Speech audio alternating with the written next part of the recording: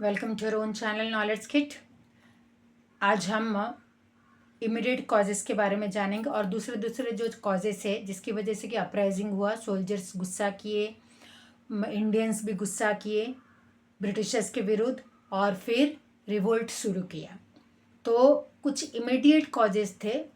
अचानक ब्रिटिशर्स ने सोचा कि अभी जो पुराना फैशन वाला उनके पास जो बंदूक था, जो लंबे लंबे गन्स यूज़ करते थे, तो उसको रिप्लेस कर देंगे।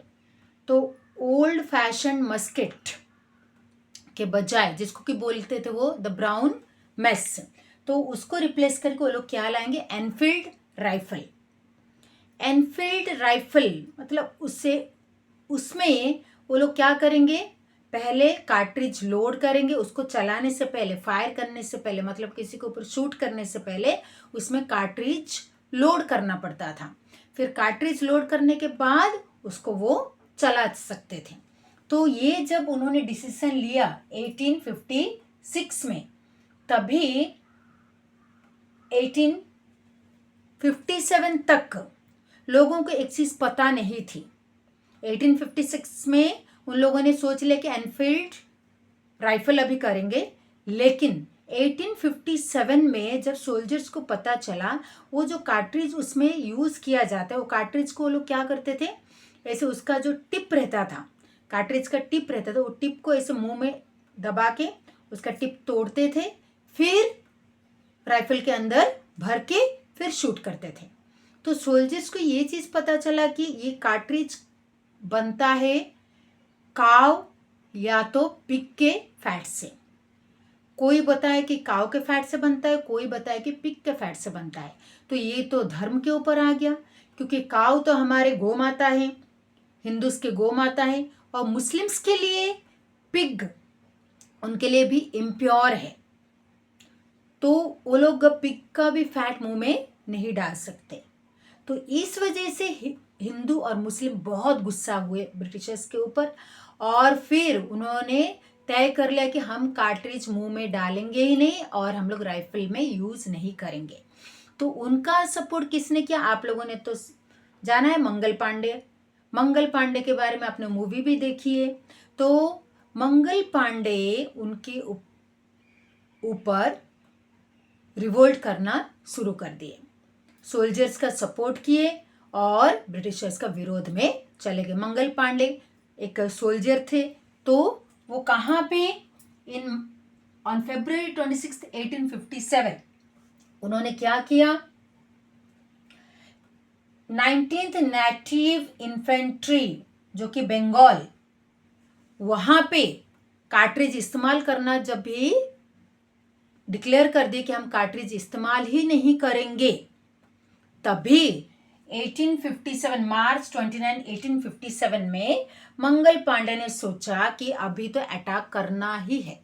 तो उन्होंने किसके ऊपर अटैक किया, Barrackpore containment, that is 34th native infantry, adjutant के ऊपर। एडजुटेंट मतलब जो ऑफिसर, जो कि सीनियर ऑफिसर को रिपोर्ट करते हैं, उनके ऊपर अटैक करने का सोच लिया। तो बैरकपुर में उन्होंने इन्फेंट्री का अटैक किया। इन्फेंट्री मतलब जो लोग जमीन के ऊपर जो सोल्जर्स काम करते हैं, तो उनको, मंगल पांडे भी वही सोल्जर्स थे, तो उनके ऊपर अटैक किया। तो ऐसे मंगल पांडे की सपोर्ट की वजह से ये रिवोल्ट शुरू हो गया। फिर आप लोग तो जानती हो मंगल पांडे के साथ क्या हुआ, उनको कोर्ट मार्शल मिला, फिर उनकी मौत हो गई, मतलब उनको फांसी चढ़ा दिया गया। तो ऐसे हो कि मंगल पांडे तो गुजर गए, लेकिन जो आग जला के गए सोल्जर्स के मन में कि ब्रिटिशर्स का ये काम आपको एक्सेप्ट नहीं करना है, जिसकी वजह से मंगल पांडे अपनी जान गंवाए, तो फिर सोल्जर्स कहाँ चुप रहने वाले थे। मंगल पांडे की मौत के बाद तो सोल्जर्स और भड़कने लगे। उन्होंने जैसे ठान लिया कि हमें कार्ट्रिज अभी यूज करना ही नहीं है। तो ऐसा हो कि फिर उसके बाद मेन इवेंट्स में क्या हुआ, मेरठ में May 9 को 85 सिपॉइस ने बोला अभी हम कार्ट्रिज मुंह में डालेंगे ही नहीं, आप जो करना चाहे कर लो, लेकिन हम कार्ट्रिज मुंह में डालेंगे नहीं। ये कहाँ पे हुआ? ये हुआ मेरठ में, मई 9 1857 में। तो जब परेड ग्राउंड में उन लोगों ने ऐसा डिक्लेयर कर लिया, क्योंकि परेड होते होते उन लोगों को शूट करना रहता है, तो परेड ब्रिटिशर्स का कितना बड़ा चीज है, वो कितना बड़ा अचीवमेंट है वो परेड करना। तो उसमें इन लोगों ने इनकार कर दिया कि हमें नहीं करना है। तो इस वजह से उस सारे 85 सिपाहीज को 10 इयर्स तक इम्प्रिजनमेंट कर दिया गया, मतलब उनको जेल में रखा गया 10 साल तक। तो ये हुआ मेरठ में। फिर हुआ दिल्ली में। दिल्ली में ये लोग फिर सिपाहीज वहां पे भी अपराइज हुए, तो उन लोगों ने वो चले गए, फिर और जो बाकी सोल्जर्स थे वो चले गए दिल्ली। तो बहादुर शाह जो कि हमारे लास्ट मुगल एम्परर, उन्होंने दिल्ली जाने के बाद दिल्ली को कैप्चर करके बहादुर शाह को एज ए मुगल एम्परर फिर से बिठा दिया और डिक्लेयर कर दिया कि he is the Mughal emperor and he is the emperor of India of Delhi now. और फिर उनके थ्रू सारे स्टेट्स को लेटर भेजा गया कि अभी सब लोग ज्वाइन कर लो, सब लोग हमारे साथ हाथ मिलाओ ताकि हम ब्रिटिशर्स के विरुद्ध जंग छेड़ दें। ये जब चलता रहा, फिर ऐसे करके वो लोग बहुत सारे स्टेट्स के जुड़ के ब्रिटिशर्स को हराने लगे। तो 4 महीने तक ऐसा चलने लगा। फिर उसके बाद सर जॉन निकोलसन ने क्या किया? उन्होंने दिल्ली को फिर से रिकैप्चर किया। रिकैप्चर करने के लिए फिर वॉर छिड़ गई, एक बाजू बहादुर शाह और इंडियन सोल्जर्स और एक बाजू ब्रिटिश सरकार अंडर सर जॉन निकोलसन। फिर उसमें क्या हुआ? सर जॉन निकोलसन ब्रिटिशर्स के थ्रू फिर से रिकैप्चर कर लिया दिल्ली को, और इसमें बहादुर शाह के 2 बेटों को उनके सामने ही मार दिया गया। फिर बहादुर शाह को कैप्चर कर लिया गया और कहाँ पे भेज दिए वो लोग भेजे उनको म्यांमार में, और म्यांमार जाने के बाद फिर वो 1862 में उनकी डेथ हो गई। तो ऐसे बहादुर शाह गुजर गए 1862 में। मीन्स अभी हमारे देश में ऐसा कोई राजा नहीं था जो कि रूल कर पाए, और बाकी सब तो ब्रिटिशर्स के अंडर में जा चुके थे। फिर ये तो मैंने बता दिया आपको इमीडिएट कॉजेस और कुछ मेन इवेंट्स, और इस मेन इवेंट्स में है लखनऊ में 30 1857 में क्या हुआ?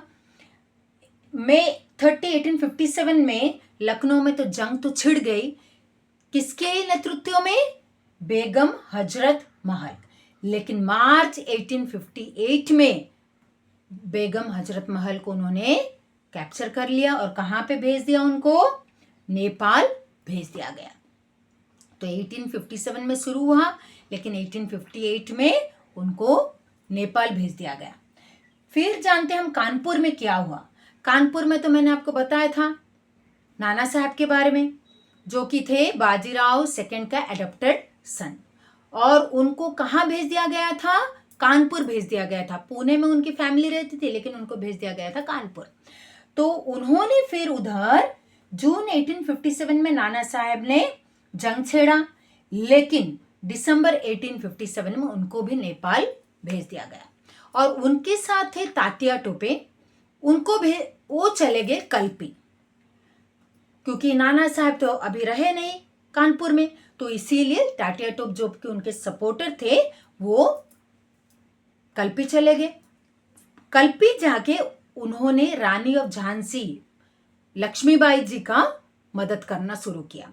तो लक्ष्मीबाई जी झांसी को प्रोटेक्ट करने के लिए, ब्रिटिशर से हाथ से बचाने के लिए उन्होंने भी जंग छेड़ा था।